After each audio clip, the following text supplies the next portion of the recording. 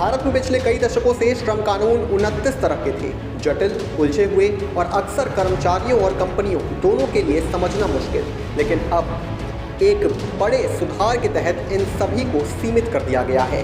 सिर्फ 4 labour codes में ये चारों कोड हैं wages code, social security code, industrial relation code, occupational safety and health code. इनका मकसद है कामगारों के अधिक सुरक्षित करना, कंपनियों के ऊपर अनावश्यक बोझ घटाना और देश की वर्कफोर्स को नई दिशा देना।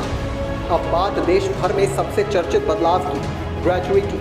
पहले ग्रेजुएटी सिर्फ उन्हें मिलती थी जिन्होंने एक ही कंपनी में 5 साल लगातार काम किया हो, जो परमानेंट कर्मचारी हो। लेकिन अब कानून बदल गया है। नए नियम के तहत सिर्फ 1 साल नौकरी करने पर भी कर्मचारियों को ग्रेजुएटी मिलेगी। ये लाभ अब कॉन्ट्रैक्ट और फिक्स्ड टर्म कर्मचारियों को भी मिलेगा। पहले का 5 साल वाला नियम खत्म। इसका मतलब कि अब लाखों कर्मचारी जो पहले से लाभ से बाहर थे वो भी इसका फ़ायदा उठा पाएंगे।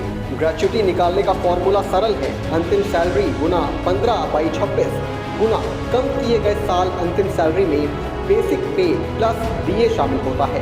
उदाहरण के तौर पर अगर आपकी अंतिम बेसिक सैलरी 30,000 है और आपने कंपनी में 1 साल काम किया तो ग्रेजुएटी होगी 30,000 गुना 15/26 गुना A, यानी 1 साल की नौकरी पर भी ग्रेजुएटी अब मिल सकेगी। नए श्रम कोड में पहली बार देश में गिग और प्लेटफॉर्म वर्कर्स को अधिकार दिए गए हैं। मतलब जोमेटो, स्विगी, उबर, ओला, रैपिडो, अर्बन कंपनी जैसी कंपनियों से जुड़े delivery partners, driver, freelance workers और अब कानून के तहत सुरक्षा मिलेगी। इनके लिए एग्रीगेटर कंपनियों को अपनी सालाना आय का 1-2% सामाजिक सुरक्षा फंड में जमा करना होगा।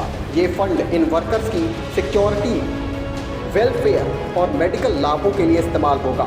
ये बड़ा कदम है क्योंकि पहले तक गिग वर्कर्स के पास कोई कानूनी सुरक्षा नहीं। नए श्रम कानून महिलाओं को लेकर भी बड़े बदलाव लाते हैं। अब महिलाएं किसी भी शिफ्ट में काम कर सकती हैं यदि सुरक्षा सुनिश्चित हो।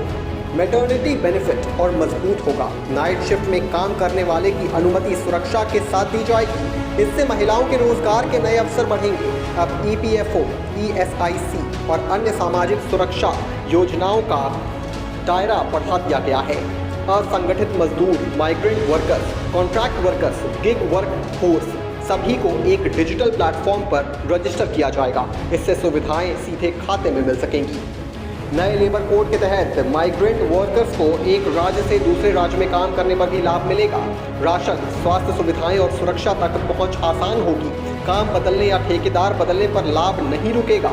ये बदलाव महामारी के बाद से सबसे बड़ा सामाजिक सुरक्षा कदम माना जा रहा है। अब बात करते हैं कि किन किन को कितना और कैसे लाभ मिलेगा। स्थायी कर्मचारी वेतन की नई परिभाषा से PF ज़्यादा होगा। लंबी अवधि में रिटायरमेंट फंड मजबूत। कॉन्ट्रैक्ट और फिक्स्ड टर्म कर्मचारी अब वो भी ग्रेजुएटी पाएंगे। 1 साल वाले नियम से सबसे बड़ा फायदा इसी वर्ग को, वर्किंग महिलाएं, सुरक्षा प्लस लचीली शिफ्ट प्लस कानूनी अधिकार, असंगठित और माइग्रेंट मजदूर, सरकार के सीधे पोर्टल से सामाजिक सुरक्षा, गिग वर्कर्स, पहली बार कानून की सुरक्षा, कंपनियों द्वारा बनाया गया सोशल सिक्योरिटी फंड। कुल मिलाकर नए कानून कर्मचारियों की सुरक्षा बढ़ाने की दिशा में एक बड़ा कदम माना जा रहा है। हालांकि इन बदलावों के साथ कोई चुनौतियां भी सामने आती हैं। कंपनियों की लागत बढ़ेगी, नए सैलरी स्ट्रक्चर को लागू करना मुश्किल होगा। गिग वर्कर्स के लिए सिस्टम सेटअप में समय लगेगा।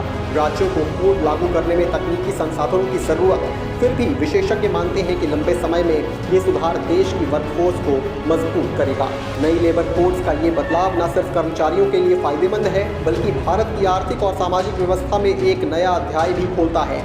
ग्रेजुएटी में बदलाव, महिलाओं के अधिकार, गिग वर्कर्स की पहचान, ये सिर्फ कानूनी सुधार नहीं बल्कि करोड़ों कामगारों के जीवन में एक नई उम्मीद है।